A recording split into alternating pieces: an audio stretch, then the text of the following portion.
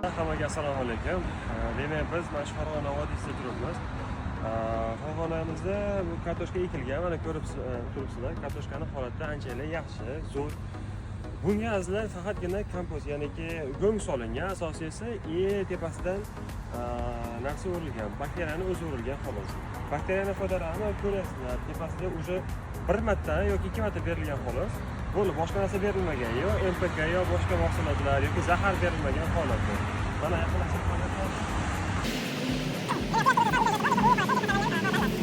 Endi mana haqiqiy hosildorlikni ko'rsatadigan bo'lsak. Mana endi.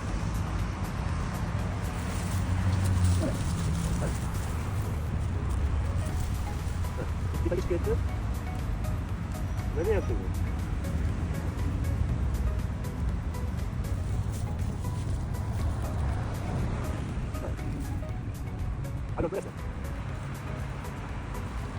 Kartoshkalar mana qurt tushgan emas. Holati zo'r, hech qanaqa zahar berilmagan. Bu o'zimiz Farg'ona tumanida pishgan kartoshkalar hammasi.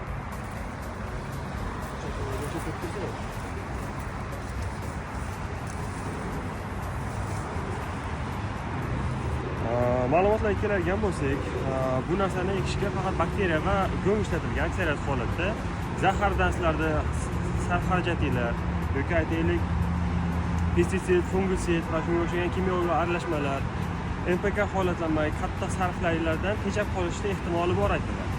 Shunga keyinlar mana shu narsani o'rganinglar, bakteriyalarni qo'llanishi va yerlarimizni avvalgi holatini, avvalgi nufuzini, avvalgi qudratini tiklashga birgalikda harakat qilaylik. Hammaga rahmat.